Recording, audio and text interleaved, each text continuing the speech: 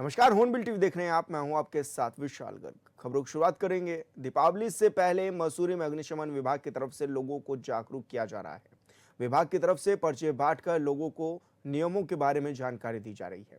पटाखे लगाने वाले व्यापारियों को भी निर्देशित किया जा रहा है कि सड़क पर किसी भी प्रकार का अतिक्रमण ना करें और नियमों का पालन भी करें। बाजारों में सजने वाली दुकानों में अग्निशमन उपकरण रखने के निर्देश भी दिए गए हैं। अग्निशमन अधिकारी धीरज ताड़ियाल ने बताया है कि मसूरी में सड़कें तंग होने के कारण व्यापारियों से अपील की जा रही है कि अग्निशमन के वाहनों को निकलने के लिए मार्ग पर अतिक्रमण न किया जाए।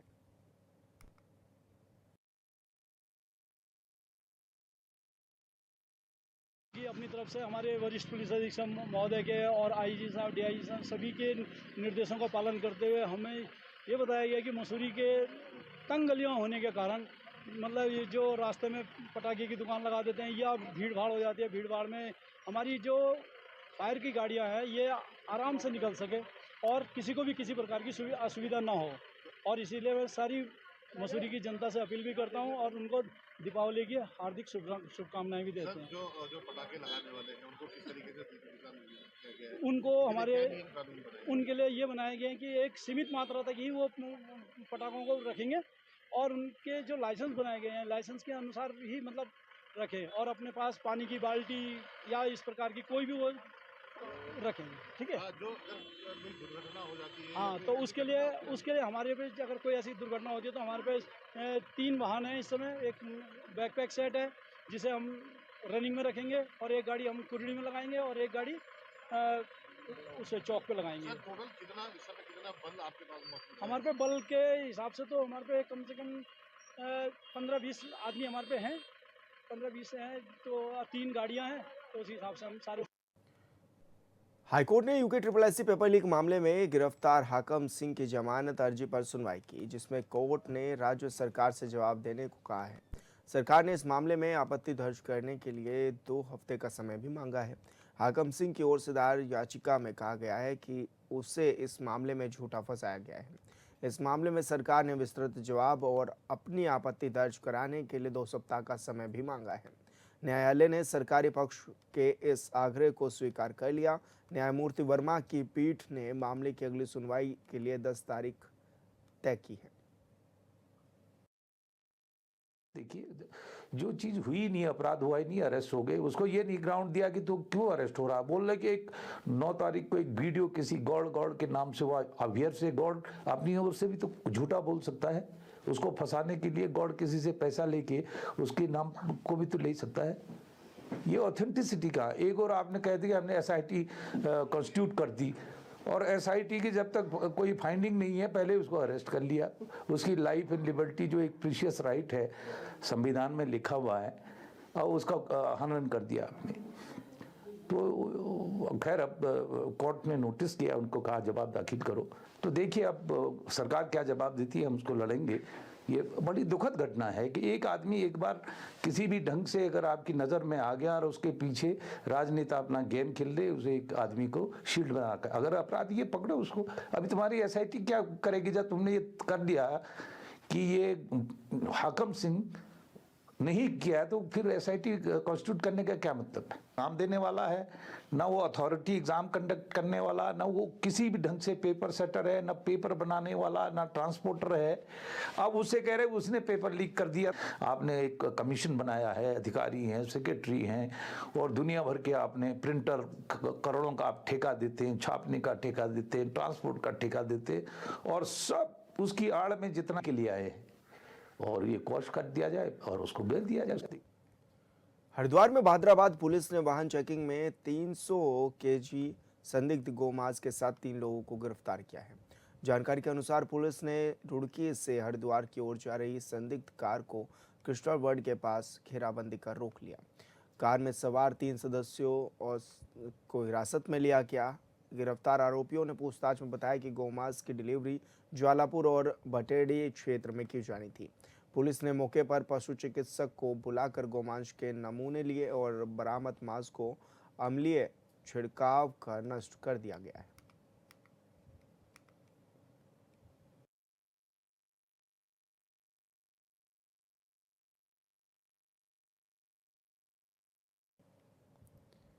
हाईकोर्ट ने सहायक अभियोजन अधिकारी भर्ती परीक्षा को लेकर दायर याचिका पर सुनवाई की। पूर्व के आदेश पर गृह सचिव वीडियो कॉन्फ्रेंसिंग के माध्यम से पेश हुए। कोर्ट ने उनसे पूछा है कि किस अधिकारी की वजह से ये गलती हुई है, उसका नाम कोर्ट को बताया जाए। साथ ही कोर्ट ने कहा है कि किस आधार पर ये कह दिया गया कि वोटिंग लिस्ट का समय समाप्त हो गया है, जबकि भर्ती प्रक्रिया गतिमान है। कोर्ट ने इसे स्पष्ट कर जवाब पेश करने के साथ ही आयोग के अधिकारियों को जवाबी हल्फनामा दायर करने को भी कहा है। मामला ये सहायक अभियोजन अधिकारी की नियुक्ति से संबंधित है, जिसमें वर्ष 2021 में इस परीक्षा का एडवर्टाइजमेंट हुआ था और जो अंतिम चयन था वो फरवरी 2023 में हुआ। तत्पश्चात एक सूची जारी की गई 61 लोगों की, जिनको नियुक्ति दी गई। 7 लोग उनमें से थे जो कि नियुक्ति लेने के लिए नहीं आए। तत्पश्चात पुनः लोक सेवा आयोग को एक अध्याचन भेजा गया कि जो बच्चे वेटिंग लिस्ट में हैं उन कैंडिडेट्स को कॉल किया जाए और उनको अपॉइंटमेंट दिया जाए। लोक सेवा आयोग और सरकार के बीच में जो ये पत्राचार चलता रहा, इसमें अनावश्यक रूप से डिले हुआ। इसमें अमन गुप्ता जी को जनवरी 2025 में मेडिकल के लिए बुलाया गया और तत्पश्चात ज्वाइनिंग नहीं दी गई। कोर्ट ने ये कहा कि जो ये अननेसेसरी डिले हुआ है, इसके लिए कौन ऑफिसर जिम्मेदार है, उनका नाम कोर्ट को बताए। हालांकि सरकार ने आज एक हलफनामा दायर किया, लेकिन किसी भी अधिकारी का नाम नहीं खोला। जो कोर्ट ने अधिकारियों से ये जानना चाहा है कि कौन वो दोषी अधिकारी हैं जिनके कारण से सारी प्रक्रिया में इतनी देरी हुई। एक रिक्रूटमेंट जब अंतिम रूप से होता है तो उसमें कई सारे कैंडिडेट्स चयनित होते हैं। अब कुछ पदों के लिए अनावश्यक रूप से दोबारा एडवर्टाइजमेंट करके अपॉइंटमेंट देने का कोई औचित्य नहीं बनता है। इसलिए कोर्ट ने मैटर को सुनते हुए आगे मामले में 28 अक्टूबर की डेट फिक्स करी। नैनीताल के तलीताल में कांग्रेस कार्यकर्ताओं ने धरना प्रदर्शन किया और मल्लीताल क्षेत्र की नाबालिग छात्रा के अपहरण और दुष्कर्म के आरोपी भाजपा के युवा मोर्चा के पूर्व जिला मंत्री देव सिंह को कड़ी सजा देने की मांग भी की। कांग्रेसी कार्यकर्ताओं का कहना है कि एक और तो भाजपा बेटी बचाओ बेटी पढ़ाओ का नारा देती है, दूसरी तरफ भाजपा के कार्यकर्ता और पदाधिकारी बेटियों के साथ प्रदेश को शर्मसार करने वाली घटनाओं को अंजाम देते हैं।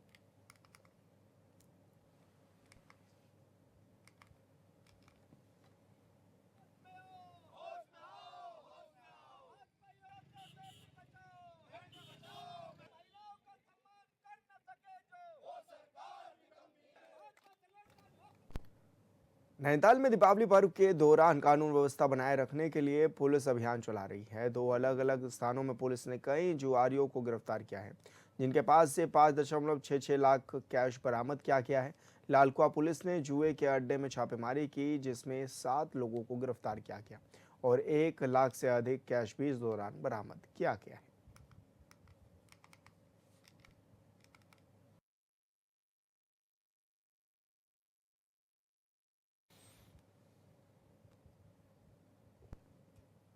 प्रधानमंत्री नरेंद्र मोदी के आत्मनिर्भर भारत संकल्प अभियान के तहत नैनीताल के राज्य अतिथि गृह के सभागार में बीजेपी के प्रदेश महामंत्री कुंदन सिंह परिहार की अध्यक्षता में नैनीताल विधानसभा सम्मेलन का आयोजन हुआ है।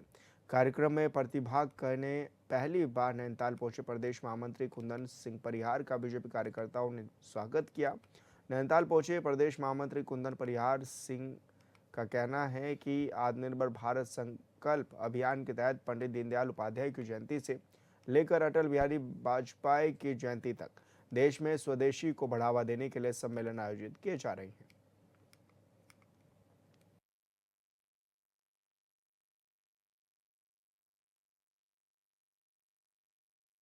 लेकर के श्रद्धेय अटल बिहारी वाजपेयी जी के जन्म जयंती तक चलने वाला है। इस अभियान का मूल मंत्र है स्वदेशी। हम केवल आर्थिक आधार पर स्वदेशी का विचार नहीं करें, हम विचार से भी स्वदेशी करें, भाव से विचार स्वदेशी का आचरण करें, आचार व्यवहार से हम स्वदेशी अपने जीवन में अपनाएं। तो इस स्वदेशी को लेकर के जो हमारे आत्मनिर्भर भारत की संकल्पना है और जो हमारा एक विकसित भारत बनाने का एक संकल्प माननीय प्रधानमंत्री जी का है, मैं समझता हूं कि इस स्वदेशी के माध्यम से आत्मनिर्भर भारत और जो विकसित भारत है उसकी संकल्पना पूर्ण होगी। देखिए, निश्चित रूप से, क्योंकि जो हमारे स्थानीय उत्पाद हैं, हमारे जो उत्पादक हैं, अगर हम उनकी वस्तुओं का उपयोग करेंगे, लोगों को रोज़गार प्राप्त होगा, छोटे छोटे जो हमारे कारीगर हैं उनको रोज़गार मिलेगा। तो जब सबको रोज़गार मिलेगा तो निश्चित रूप से पलायन भी रुकेगा। कार्यकर्ता हमारे बहुत हर्षोल्लास के साथ काम कर रहे हैं। हमारा संगठन पहले से ही बहुत दृढ़ है और आगे भी जो हमारे मोर्चे प्रकोष्ठ का विस्तार होना है और जो हमारा एक 2027 का जो लक्ष्य है कि इस प्रदेश में एक बड़ी विजय के साथ हम लोग हैट्रिक करें। चमोली के नवनियुक्त डीएम गौरव कुमार ने पदभार संभाल लिया है। नवनियुक्त जिलाधिकारी के पहुंचने पर उन्हें गार्ड ऑफ ऑनर दिया गया और पुष्पगुच्छ भेंट कर स्वागत भी उनका किया गया। इसके बाद जिलाधिकारी ने जिला कोषागार का निरीक्षण किया। इस दौरान उन्होंने कलेक्ट्रेट परिसर और आपदा कंट्रोल रूम का भी निरीक्षण किया है। इसके बाद जिलाधिकारी सभागार में कलेक्ट्रेट के अधिकारियों और कर्मचारियों की बैठक उन्होंने की। उन्होंने बैठक में सभी का परिचय जाना और कहा है कि जनपद के विकास कार्यों को गति देने के लिए सभी के सहयोग की अपेक्षा है। त्योहारी सीजन के में कोटद्वार पुलिस और सीआईयू टीम की ओर से थाना क्षेत्र में विशेष अभियान चलाया जा रहा है। इस अभियान के दौरान लगातार वाहन चेकिंग और गश्त के साथ ही संदिग्ध गतिविधियों पर भी निगरानी की जा रही है। इसी क्रम में बीईएल रोड कोटद्वार पर संदिग्ध अवस्था में एक व्यक्ति मोहित निवासी बरेली को रोका गया।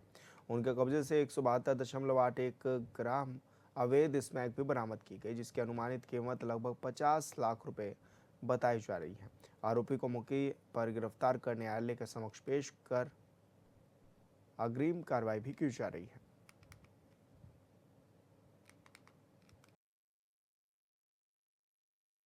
माननीय मुख्यमंत्री जी द्वारा चलाए जा रहे ड्रग्स फ्री देवभूमि अभियान के तहत कल थाना कोटद्वार पुलिस और सीआईयू की टीम के द्वारा एक नशा तस्कर जो कि बरेली का रहने वाला है, मोहित 28 वर्ष इसकी उम्र है और ये बरेली से 172.8 ग्राम स्मैक छोटी छोटी पुड़ियों में लेकर कोटद्वार आया और जिसको कि निगरानी और जो चेकिंग हमारी चल रही थी उसके दौरान पकड़ लिया गया।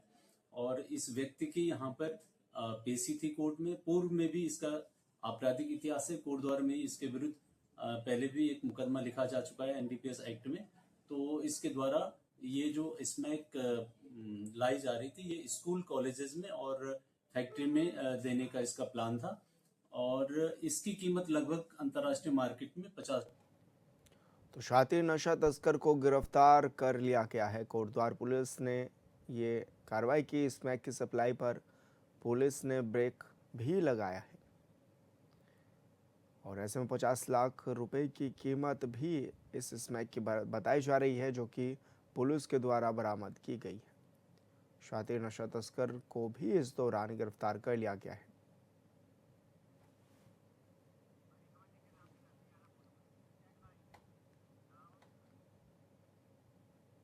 रामनगर के मालघन चौड़ स्थित फोटो जंगल सफारी गेट पर स्थानीय जनप्रतिनिधियों ने वन विभाग के खिलाफ नारेबाजी की है और नाराजगी भी इस दौरान जताई है। जनप्रतिनिधियों ने वन क्षेत्राधिकारी फोटो रेंज को ज्ञापन सौंपते हुए आरोप लगाया है कि तराई पश्चिमी वन प्रभाग द्वारा फोटो सफारी जोन कैंटीन का टेंडर पूरी तरह से नियमों के खिलाफ जारी किया गया है। उनका कहना है कि टेंडर में रखी गई शर्त इतनी कड़ी है कि स्थानीय महिला समूह और बेरोजगार युवाओं के लिए उन्हें पूरा करना नामुमकिन है।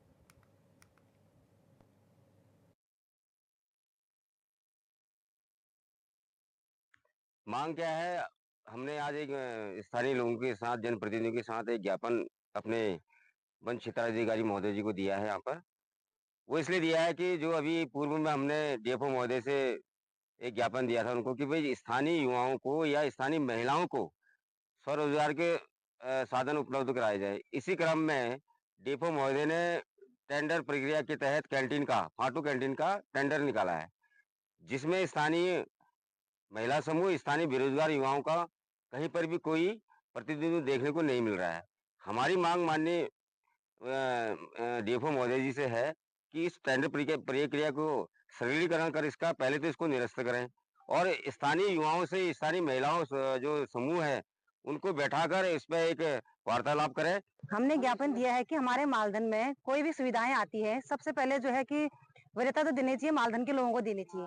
यहाँ हमारे वहाँ कम से कम, नंबर 2 की बात करती हूँ अपने, तो यहाँ कम से कम हमारे 30 समूह है। तो जो भी काम यहाँ आ रहे हैं पहले हमारे समूह वालों को वो काम दिए जाए और बाहर वाले लोग यहाँ ना आए। हमारे समूह के उन महिलाओं को पहले यहाँ पर काम दिया जाए, क्योंकि हमारे महिला समूह को कम से कम 8-9 साल हमको समूह में जुड़े हो गए हैं, लेकिन हमें कोई ऐसी सुविधाएं अभी तक सरकार की तरफ से नहीं मिल रही है। आते हैं अभी आगे जो भी हमारे यहाँ चाहे ये रेस्टोरेंट खुले हैं, जो भी खुले हैं, इनको बाहर के आके लोग इसको ना चलाएं, हमारे समूह की महिलाएं चलाएं। यही हम अपील करते हैं कि ताकि हमारे महिलाएं अपनी आजीविका को बढ़ा सकें और उनका मान सम्मान भी यहाँ पे बना रहे। ये कैंटीन जो यहाँ पे है फाटा जोन अंदर कोई कैंटीन है, इस कैंटीन के लिए हमने ये ज्ञापन सौंपा है आज कि वहाँ ये कैंटीन जो है और को न दिया जाए। ये कैंटीन जो है सबसे पहले जो वरीयता देनी चाहिए हमारे समूह की महिलाओं को देनी चाहिए। यही इसीलिए हमने ये ज्ञापन दिया है। समूह है और पर्यटन नगरी और कुमाऊं का द्वार कहलाने वाला रामनगर अब सिर्फ अपनी खूबसूरती और कॉर्बेट नेशनल पार्क के लिए नहीं बल्कि ये सख्त कानून व्यवस्था के लिए भी चर्चा में है। हाल ही में सुशील कुमार ने रामनगर कोतवाली प्रभारी का कार्यभार संभाला है और चार्ज लेते ही उन्होंने अपराधियों को साफ संदेश भी दे दिया है। रामनगर में अब कोई भी अवैध गतिविधि बर्दाश्त नहीं की जाएगी। कॉर्बेट नेशनल पार्क की वजह से हर साल हजारों देशी विदेशी सैलानी रामनगर पहुंचते हैं, लेकिन इसके साथ ही ये इलाका नशे और अवैध धंधों के सौदागरों की नज़र में रहता है। ऐसे में सुशील कुमार का ये कदम शहर को कानून व्यवस्था को मजबूती देने वाला माना जा रहा है।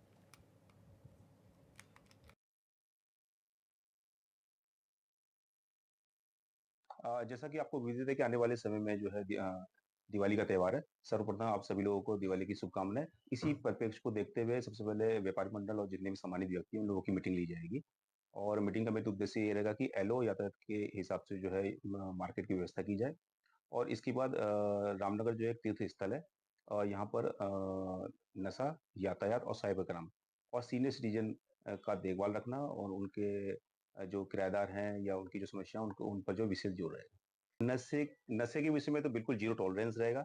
जो भी सूचनाएं हमको मिलेंगी या हम अपने हिसाब से जो भी कार्रवाई करेंगे बिल्कुल सख्त कार्रवाई करेंगे। उनके खिलाफ अभियोग दर्ज किया जाएगा, उनकी गाड़ियां सीज की जाएंगी एनडीपीएस एक्ट के अंतर्गत और जो जिनका जो आपराधिक इतिहास मिलेगा उनके खिलाफ गैंगस्टर और फिट एनडीपीएस एक्ट की सख्त कार्रवाई की जाएगी। दीपावली पर्व को लेकर लोहाघाट नगर के नेहरू पार्क मैदान में आज से प्रशासन के निर्देश के तहत आतिशबाजी की दुकान लगाने जा रही है। आतिशबाजी की दुकान लगाने वाले व्यापारियों को प्रशासन के द्वारा लाइसेंस जारी किए जा रहे हैं और दुकानें आवंटित की जा रही हैं।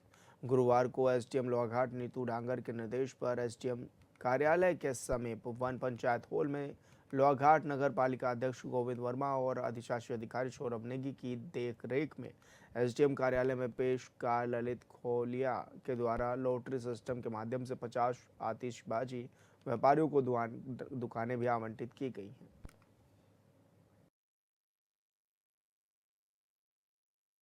तो राजस्व विभाग की तरफ से एसडीएम कोर्ट से बनी है। हमारी तरफ से जगह निर्धारित की गई है जो मीटिंग में पूर्व में की गई थी। नगर पालिका का मैदान, वहाँ 50 दुकानों की जो है स्पेस हमारे द्वारा निकाली गई है और उसी जगह पर पटाखा मार्केट लगाई जाएगी। ये लॉटरी माध्यम से हुई है, सभी के सामने हुई है और फेयर तरीके से हुई है। टोटल 50 हैं अभी और उनको दिए गए हैं कि जो स्थान आवंटित किया जाता है आप वहीं अपनी शॉप्स लगाएंगे और अन्यथा इधर उधर नहीं करेंगे। यदि ऐसा किया जाता है तो उनका जो लाइसेंस है उसको रद्द कर दिया जाएगा। सुरक्षा व्यवस्था फायर की टीम से पूर्व में कह दिया गया है, जल संस्थान का भी वहाँ रहेगा और बाकी पुलिस और वो तो प्रशासन तो रहेगा ही। उनको जो है फायर एक्सटिंग्विशर के लिए कहा है जिससे कि कभी अनहोनी की घटना वैसे ना हो, पूरी उसकी तैयारी कर ली गई है और आगे भी ये ध्यान में रखा जाए। नवनियुक्त जिला अधिकारी ललित मोहन रयाल ने कार्यभार ग्रहण करने के बाद शुक्रवार को अपनी पहली प्रेस कॉन्फ्रेंस की। इस दौरान उन्होंने जिले के विकास, आमजन की सुविधा और खेल प्रतिभाओं को बढ़ावा देने के लिए कई महत्वपूर्ण घोषणाएं भी की हैं। डीएम रयाल ने कहा है कि जिले के युवा खिलाड़ियों को प्रोत्साहित करने के लिए अब हर रविवार खेल विभाग के कोच शहर के सार्वजनिक मैदानों में युवाओं को प्रशिक्षण कराएंगे। उन्होंने कहा है कि प्रशासन का लक्ष्य है कि जिले की खेल प्रतिभाओं को पहचान और दिशा मिले ताकि वो राज्य और राष्ट्रीय स्तर पर अपना प्रदर्शन कर सके। शिक्षकों के लिए ये निर्देश हैं कि रविवार को सार्वजनिक अवकाश रहता है। हमारे यूथ और जो बच्चे हैं उनका रविवार को अवकाश रहता है, उस दिन उनके पास खाली समय होता है तो वो स्किल्ड कोच की डायरेक्शन में जो उसे इनपुट्स लेने हैं तो उनके लिए हम निर्देश देंगे कि जितने सार्वजनिक खेल के मैदान हैं उनमें वो रविवार को बच्चों का मार्गदर्शन करें। उत्तराखंड के पहाड़ों में इन दिनों मौसम सुहाना है और चारधाम यात्रा में यात्रियों की संख्या तेजी से बढ़ रही है। प्रत्येक दिन हजारों की संख्या में तीर्थयात्री बद्रीनाथ धाम पहुंच रहे हैं। बीकेटीसी ने बताया है कि अब तक 15 लाख से ज्यादा यात्री पहुंच चुके हैं, जबकि कपाट बंद होने में अभी काफी वक्त बचा है।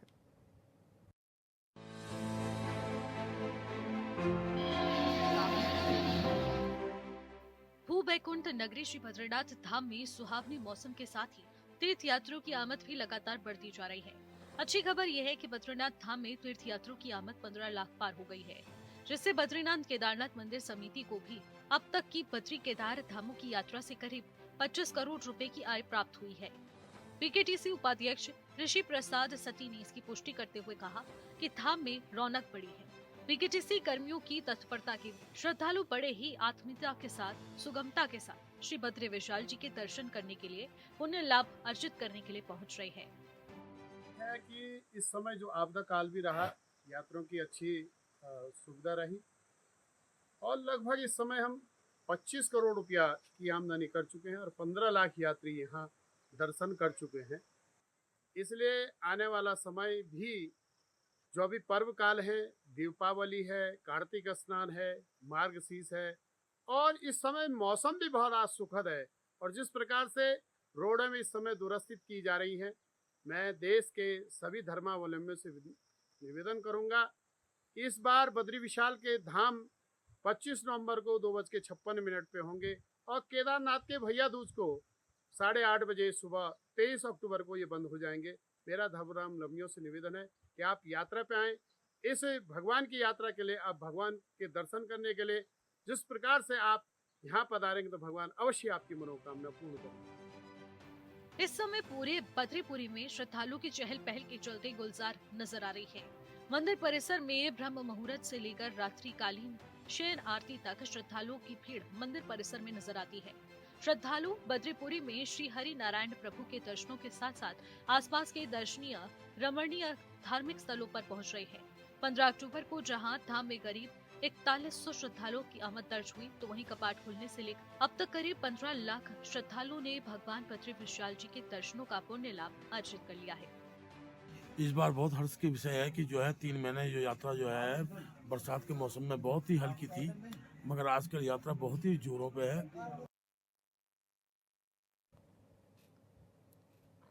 और फिलहाल इस बुलेटिन में इतना ही। आप देखते रहिए हॉर्नबिल टीवी। नमस्कार।